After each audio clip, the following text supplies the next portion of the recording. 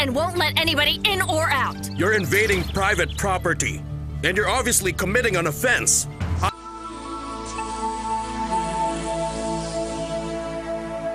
Soda in 4 different flavors: lemon, mixed berry, orange, and Kiri Cola. Celebrate life with Kiri Soda. Let's celebrate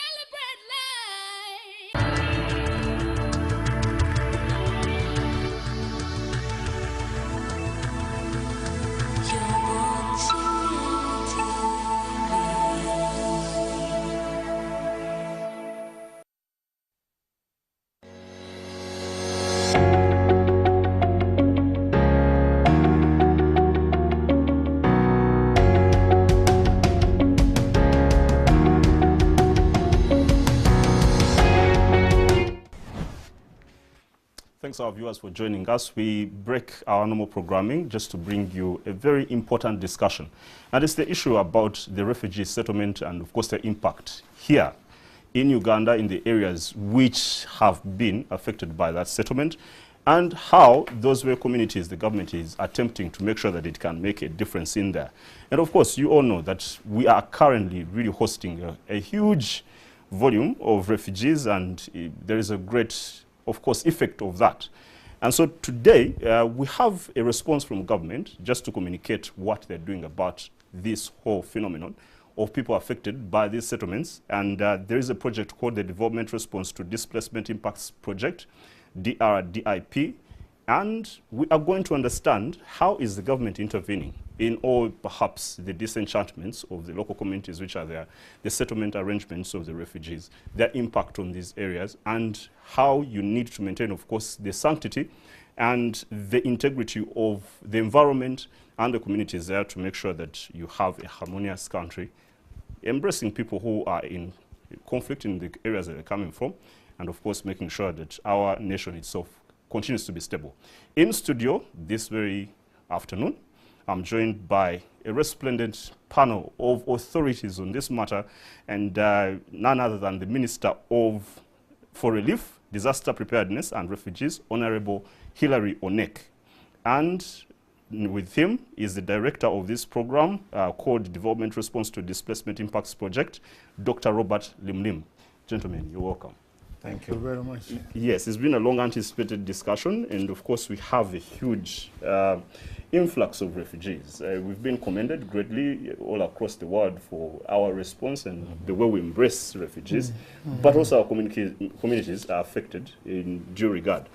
But before we go into the detail of the refugee issue itself, Honorable Minister, just help us, because you are spearheading the Ministry of Disaster Preparedness and Refugees. First, help us understand the mandate that you have to fulfill in that regard. Thank you very much, Baldwin, for the opening remarks. Thank you very much, viewers. The ministry under the Prime Minister's Office of Relief, Disaster Preparedness and Refugees basically handles or coordinates refugee matters in the country, and also coordinates on the national disasters that occur in the country and the preparedness towards those disasters. Those are our mandates. And of recent, as you realize, there's been massive landslides and flood that is affecting our population, and there have been loss of lives and so forth. And our team are actively on the ground to combat, to see how to save lives and also restore some order where such disasters has occurred. Thank you very much, Baldwin. And how prepared are you? Because usually those disasters come in such a shocking occurrence, and it appears that actually government is neither present nor ready to deal with these particular disasters, and intervention becomes piecemeal. It's not properly well coordinated. There's a lot of hullabaloo, and when the settlement, by the time the settlement comes after intervention, it's like government was really asleep. No, Baldwin, that is not true. We've been very much on the ground. We have developed a response system that is in place, We work with the meteorological departments, and we work with all these who forecast weathers and rainfall and so forth, and we predict when such such possible disasters could occur. Very often, like at Mount Elgon, for example, we have been monitoring the rocks there, and we have had this year alone, from March, about 69 landslides that occurred, but we did not lose lives because the population were forewarned immediately before the landslides occur, and were able to save lives, except for the one which has happened recently at Bukala Sea sub-county, where there was a landslide up on the hills, on the mountains, which now came down with heavy flood and which swept through the valleys of that river, Sume. And of course, because of pressure on land, some members of the communities there were settled in the on a riverbed, on the riverbed, and they were on the way in case of flood, because the river flow was small, and therefore the riverbed, the wide riverbed, was available, and they settled in some of this riverbed. And when this landslide occurred and the flood came, just got them where they were. There was even a market on a riverbed. And that's why we had a big loss. We lost 59 people, bodies have been recovered, and about 30 were hospitalized. This is not the first time such disaster occur, because we had it before in Bududa. But this time we are getting more and more ready for such occurrences. And we are working out to remove population who are under danger, transfer them to safer grounds, and that process is ongoing. So we are trying our best. We are not sleeping. No. Okay, and by the way, that's the wider context of your mandate. So to this very evening, we're trying to focus on the issue of refugees and the people who are impacted by the settlement of the refugees. And let me get to Dr. Lim, who is part of your ministry, and he's heading this project called the Dr. DIP, because that's how you shortened it up. And the project targets districts which include Arua, Moyo, Yumbe, Koboko and Adjumani in the West Nile Sub-region, Lamwo in the Acholi Sub-region, Hoima and Kiryandongo in the Bunyoro Sub-region, and Isingiro, Kyegegwa, Kamwenge in the southwestern and south region of Uganda. So we just want to help us, Dr. Lim, to understand the basis on which this project was designed. What studies, what kind of feasibility studies or perhaps benchmarking did you do to come up with this project design and conceptual interventions? Thank you, Bodwin, and thank you for hosting us here at NTV. Our pleasure. Many viewers would be reminded that Uganda has been recipient of refugees for many years. You are also aware that we are surrounded by countries in our neighborhood that are unstable, that are facing many challenges. And in the last 3 years, within the IGAD region, the Intergovernmental Authority, which is housed in Djibouti, the heads of state of these countries, including Uganda, sat and considered the challenge of hosting refugees because of the instability that was caused by the civil strife in the region by many countries, and decided that we needed to revisit our approach and look at it in a much more comprehensive way than we have been doing in the past.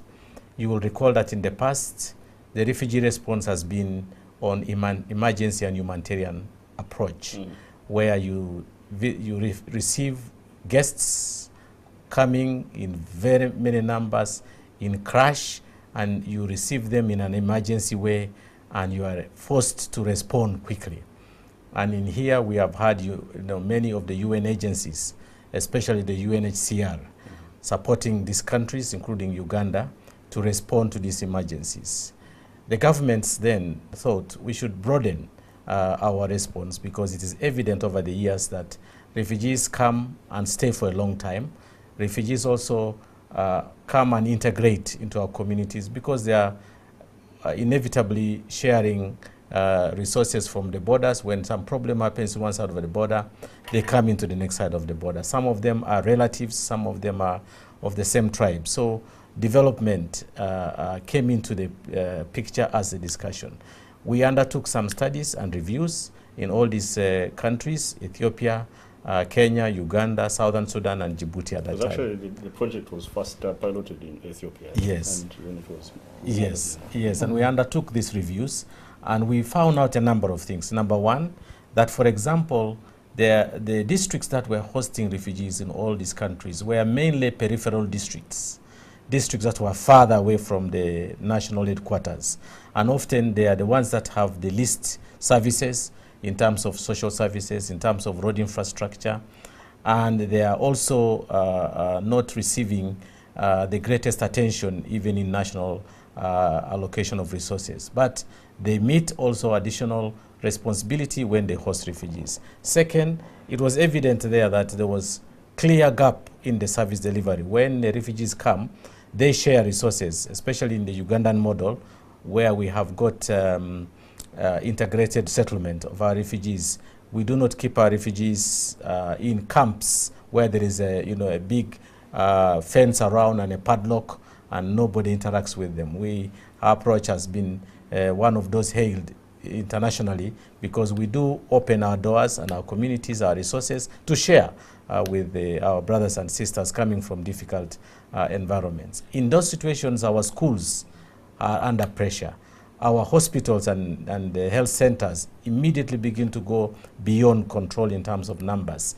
Our water sources become crowded quickly because of the thousands. And so this was part of the evidence from the gap analysis that was done. And I will tell you along the way what changed in the last 3 years when we had the highest influx of refugees in our gap analysis. Thirdly, over the studies, we discovered that in most of these countries, there were complaints by the nationals who are hosting refugees that refugees were receiving a lot of attention. Because as you know, once these refugees come, in a humanitarian way, we flood the place with water, bozas, with some food, and with temporary shelter, and many response comes from most of the parts of the world, come and help us. And sometimes the people felt this was far ahead of what they were receiving from the national government. Yeah, the local people, you tend to feel marginalized. Yes, exactly. Yeah, so, and actually we're going to proceed. That's where the debate will come in. So these were the studies. I'm just giving you the basis for which this project was designed, and I'm giving you what we felt and what the studies said. Then they were also clear. It was clear that most of the response was humanitarian. There was not much on development. And then lastly, that there were limited efforts already beginning to touch the share between development and the nexus with humanitarian services. Now, with all this, the heads of agencies agreed to approach the World Bank for one particular facility called Development Response to Displacement Impact, to address the needs of the host communities in all these countries. And Uganda was one of them. And we took up, again, our authorities agreed, the president and the cabinet, and also ratified by our parliament, to borrow $50 million. And that's what is financing this current response project. And it is clearly making a big difference. And exactly on that note about the $50 million, because, Honorable Minister, the project is actually funded by a loan. And somebody would ask that how justifiable is this intervention, in as much as it sounds to be really humane in the sense that you're trying to help the local people, but it's at a cost which is of a future reparation. You are going to have to recompense for this particular loan. How justifiable was undertaking this particular project with this amount of money, and how do you intend, what is the plan actually to repay this loan? What is the repayment plan of this now? Actually, Baldwin, maybe to get the understanding clear to the public, what we are borrowing is basically to build up the infrastructure for our local people, for the people of Uganda, and not specifically for refugees. The refugees are catered for by the United Nations High Commission for Refugees, together with some other donors that are affiliated to that support to the refugees. So this money we are borrowing is going towards improving on our education facilities, as Dr. Lim has said, improving on health services, like for example, because now the number of the refugees are high, and therefore their children also come to benefit from the services our government give our people. We feel that we should expand the facility to cater for those eventualities, but mainly to improve on the lives of our people. Education, health, infrastructure. We are actually looking into even getting some additional money to improve on other infrastructure like roads. The roads that link our districts, the district which has refugees, link them to other service points, other districts, and make it permanent roads so that they are stronger.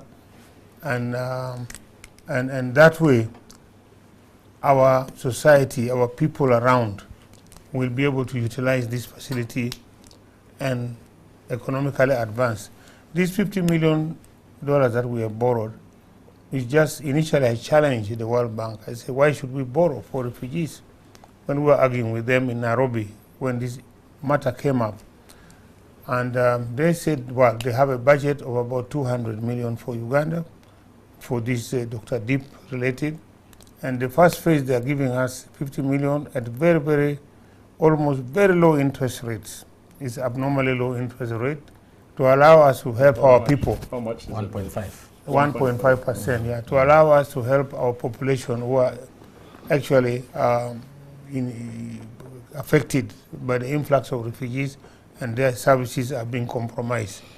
And now the second phase of that 200 million, 150 million, they were going to give it, part of it will be grant. They are giving grant, and then we shall be made to borrow part of it. For example, the next tranche which is coming, we are going to borrow perhaps about 80 million, and they are going to give us grant of about 60-something million dollars. Grant, that is grant, not payable, nothing, just free money. So even the 80 million which we are going to borrow will be on the same term like the first 50. It will be very low interest rates. And we are trying to bargain or negotiate with them to increase the percentage of grant to at least have it the other way around, so that grant should be 60 or 70%, and then we borrow 30%. That's an argument which is ongoing, because we are telling them, refugee problems is not a Ugandan problem. Yes, exactly. It is an international problem, and mainly because of the international politics, which actually we haven't contributed in causing some of those challenges in those countries. But then they find themselves running to our country because we are peaceful, and over the years, and we are shouldering the world's problem. That's our argument. It's not our problem, our responsibility is the world's responsibility. Why don't you give us more grant? So that argument is ongoing. But however, it is still a good gesture, even if we borrowed for all our infrastructure, like tarmacking most of the roads, which are joining our districts, like for example, from Rakai, from Isingiro up to Rakai. That's a busy road with a lot of commercial activities. That should be tarmacked under DRDIP if we get the money, which we're asking. We have to tarmac, for example, the roads going to some of those other settlements, where the settlements are by the districts, like between Hoima and, or between Moyo. Moyo, Adjumani, Moyo, Atiak, Parabek, Kidgum. You know, there are roads which are really affected by the heavy traffic. So we want to borrow, but half of the money borrowed will be, half of it will be borrowed, half of it should be loaned. Okay. And then we develop alongside. Yeah, and we're just going to go for a break. And Dr. Lim, when I come back, thanks to Honorable Minister Bala, I need to understand how involved the local communities, the people who are affected in this whole project, how are you involving them and incorporating them in the planning and implementation process? Otherwise, you have a sabotage that comes against this particular development and intervention. And our viewers, thanks indeed for keeping with us. We'll be right back just after this short break.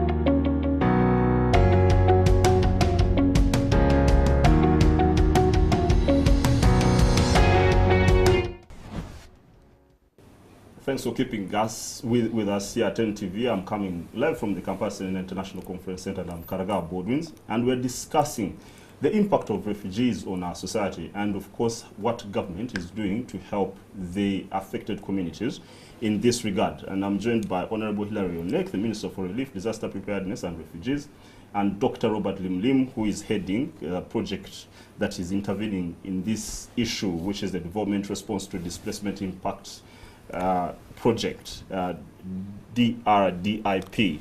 And Dr. Lim, the refugee population statistics that have been reported as of 2017 from your ministry itself indicate that there were about 1 million coming from South Sudan, about 276,000 coming from DRC, 40,000 from Burundi, and other areas including Ethiopia, Eritrea, Rwanda, over 37,000, and Somalia 37,000 too. And of course, the people are getting to embrace these visitors, or I don't know whether they're visitors or they're going to be permanent settlers in those regions. And you're trying to make an intervention in this regard to respond to the impact that is being caused by these newcomers. But how do you involve the communities? How are you involving and incorporating these local people into the planning and the implementation of this project that you're talking about, which sounds really profoundly good? Thank you, Bodwin.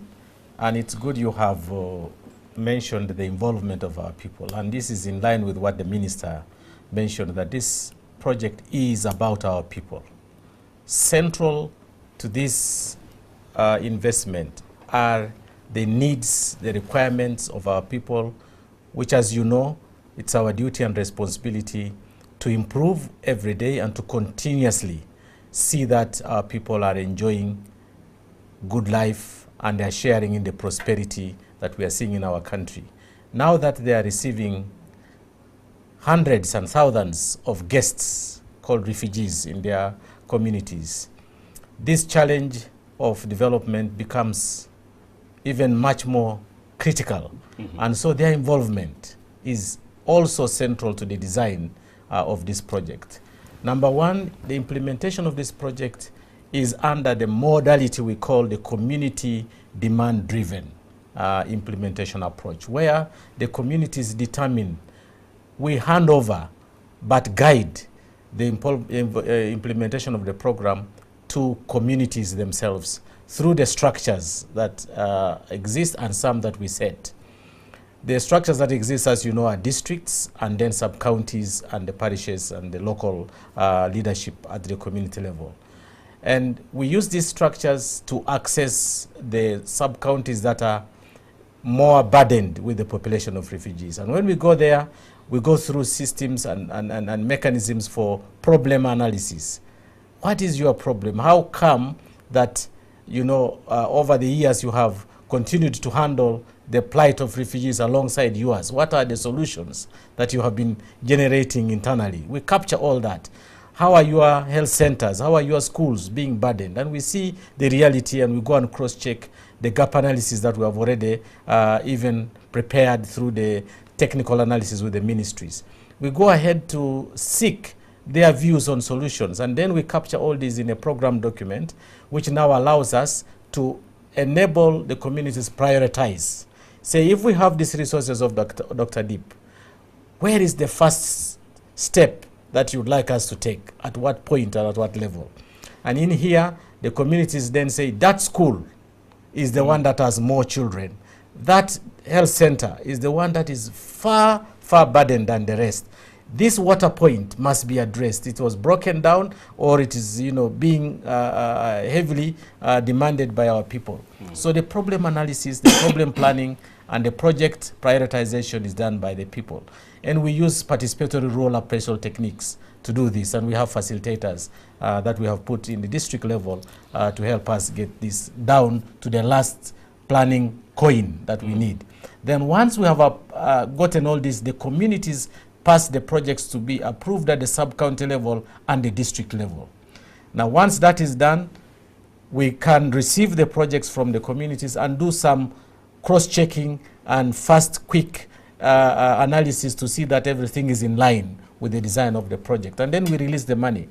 When we release the money goes to the sub-counties through the district, and the communities access these resources themselves.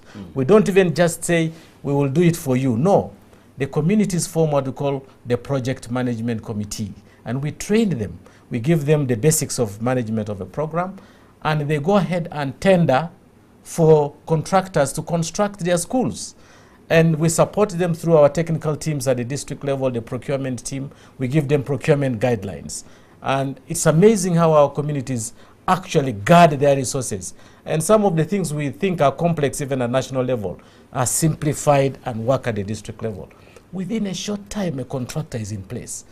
Most of the time, the contractors are also people around who are good, and therefore the economy of the community increases. The buying capacity now and the whole dynamics begin to change because of the investment of this project.